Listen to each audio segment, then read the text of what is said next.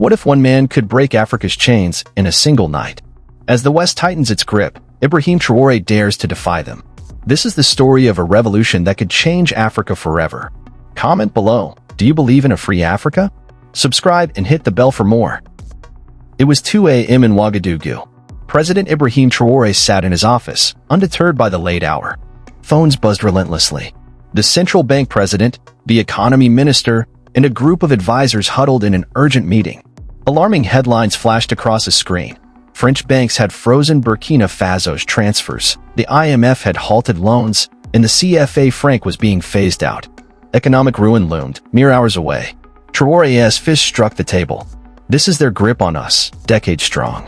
Our own money isn't ours. He faced his team, unveiling a plan so audacious that jaws dropped. Impossible, the finance minister exclaimed. No one's ever tried this, Traoré grinned. Then we'll lead the way. The air in the presidential palace's conference room crackled with tension. Beyond the windows, Ouagadougou's lights twinkled, but inside, Burkina Faso's fate hung in the balance. Traoré paced to the window, hands clasped, gaze pensive. What are our reserves? He asked, eyes fixed on the city. Dr. Amina Konate, central bank president, scanned her notes. Officially, for $100 million, but it's trapped in Paris accounts, inaccessible. And our gold? Traoré pressed. 78 tons, registered, Konate replied, pausing. But it's held in France, Traoré finished, his smile tinged with bitterness. Economy Minister Ousmane Sonko fidgeted in his seat. Mr. President, this is grave. Abandoning the West African Economic Union and the CFA franc is financial suicide. Suicide. Traoré spun around, eyes blazing. Or freedom. Tell me, Sonko, how are we sovereign if we can't print our own currency? The CFA franc is colonialism's final shackle. Sonko gestured helplessly. All of Africa uses it. Mali, Niger, Senegal, everyone. And they stay poor, Traoré countered, stepping closer. Why? Because every note we print demands dollars paid to France's treasury. We fund our own chains. Is that independence? Silence engulfed the room. Traoré's truth resonated, yet no solution seemed viable. For 7 decades, West African nations had relied on the CFA franc, a relic of French colonial rule. Independence was a facade. Paris held the reins. Dr. Konate inhaled deeply. You're right, Mr. President, but practically, what can we do? We lack the means for a new currency, no presses, and if banks face a run tomorrow, Traoré set a folder on the table. That's why I've planned in secret for 3 months. The advisors stared, stunned. Operation Sankara, Traoré declared, Thomas Sankara's dream reborn. True financial liberty. He opened the folder, revealing blueprints for a new currency, the Burkina gold. The room gasped. This can't work, the finance minister stammered. Our reserves won't hold without global backing. Traoré's smile widened as he drew a gleaming coin from his pocket, adorned with a baobab tree and Burkina Faso's map. The Burkina gold prototype, he said. Crafted from our own gold, mined and refined on our soil. Dr. Konate faltered. But foreign firms control our minds. They track our exports. Traoré's eyes sparkled. Not anymore. The economy minister leapt up. You nationalized the mines? When? Officially, at dawn, Traoré replied coolly. But our forces began securing them 3 hours ago. French and American executives are being escorted out as we speak. The room buzzed with shock. The move was daring, risky, yet brilliant. Sanctions? Boycotts? Dr. Konate asked. The West will crush us. Let them try, Traoré said. They need access to hurt us, and that's where Phase 2 begins. He clicked a button, and a world map lit up, highlighting Russia, China, Iran, Turkey, India, and Brazil. For 6 months, we've forged secret trade pacts with these nations, Traoré revealed. We'll trade in their currencies, sidestepping dollars and euros. Our gold for their technology and goods. I wasn't told, Sonko murmured, voice shaky. You didn't need to know, Traoré said gently.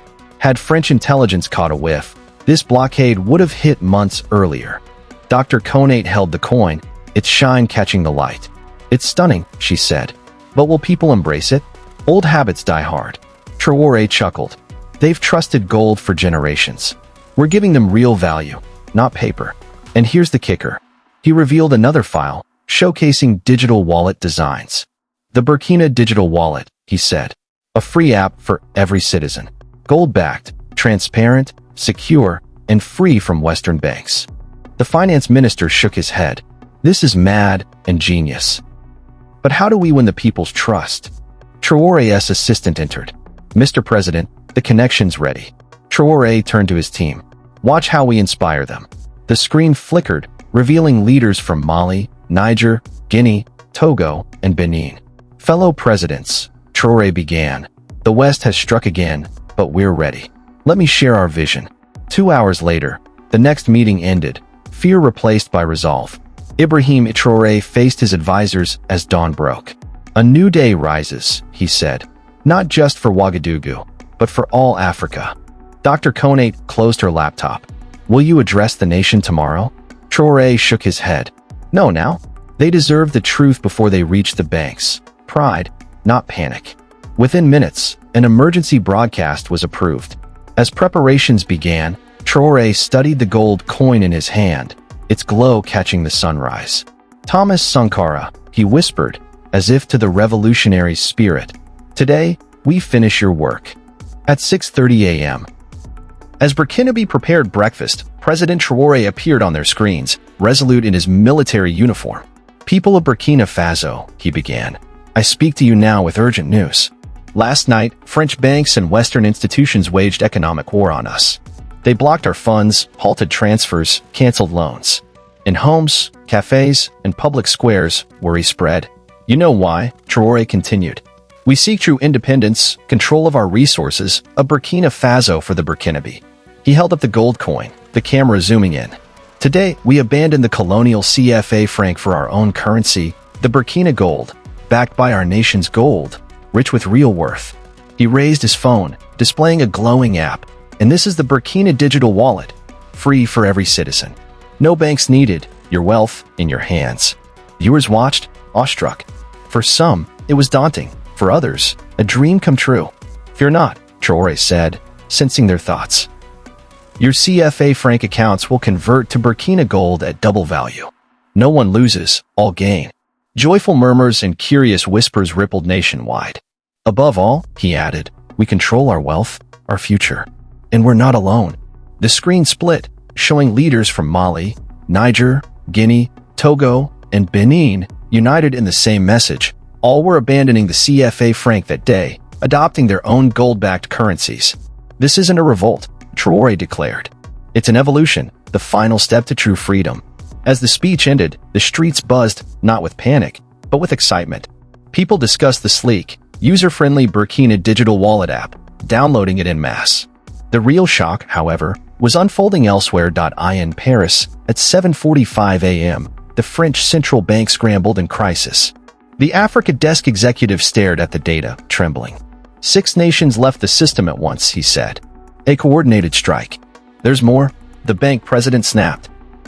Millions have downloaded their digital wallets in hours, the executive replied. They're embracing it. No bank runs. The president grabbed his phone. Give me the Ministry of Finance. Sanctions, now. They're already calling, his assistant said, handing over the phone. A frantic voice reported, the mines are gone, energy deals canceled, military base access revoked. West Africa's slipping away. In Ouagadougou, Traoré monitored global reactions. Western media painted grim pictures. Africa's economic collapse begins. Traoré dooms his nation.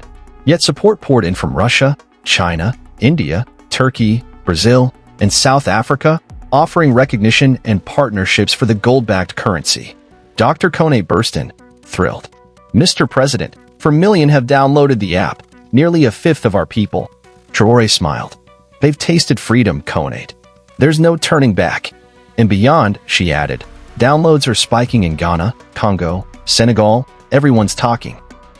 A week later, Traoré stood in a village square, surrounded by locals. An elderly farmer held his phone, unsure. I don't understand this, Mr. President, he said shyly.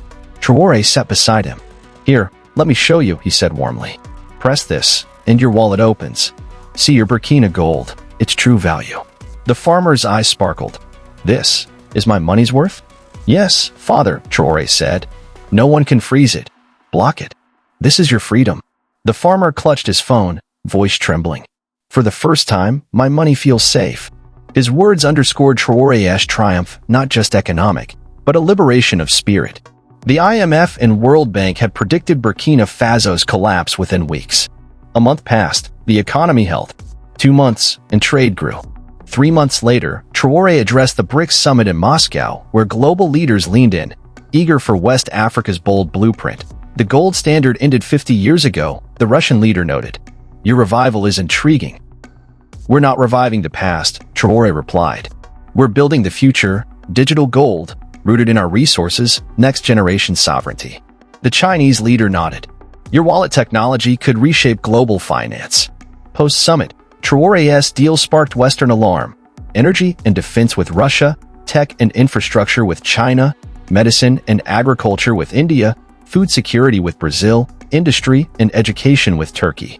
Headlines screamed, Burkina Faso drifts from the West. Traoré's risky gamble. Smiling on his flight home, Traoré told Conate, we're not leaving the West.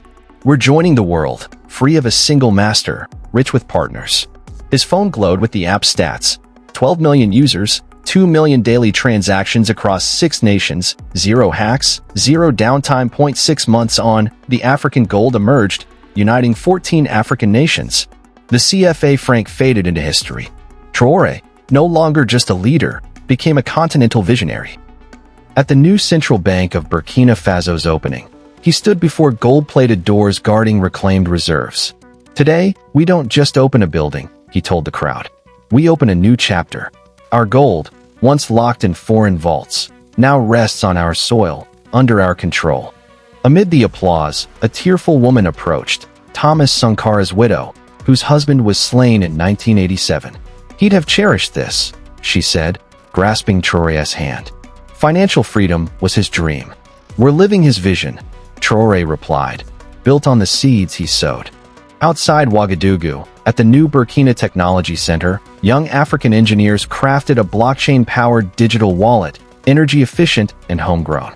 Burkina Faso hadn't just birthed a currency. It created an African ecosystem, mining, refining, tech, security, all by Africans, for Africans, the IMF president, before cameras, forced a smile. We're engaging with Burkina Faso's new system. Translation, they couldn't stop it. The French president toured Africa, pitching new beginnings to former colonies, but trust had eroded. At a press conference, an African journalist asked, "What do you make of West Africa's gold-backed currency?" "We respect their choices," the French leader said tightly, "but I warn of risks." Laughter drowned his words. A year later, Traoré took the UN General Assembly stage. His speech was brief, potent. A year ago, 6 nations dared to act. Today, 22 wield the united African gold. Inflation's down, trade's up, tech investments tripled. Western delegates squirmed. They said we'd fail, starve, collapse. Traoré smiled. We didn't argue. We just did it. Thunderous applause echoed. An African nation had shattered centuries of economic chains, and this was only the start.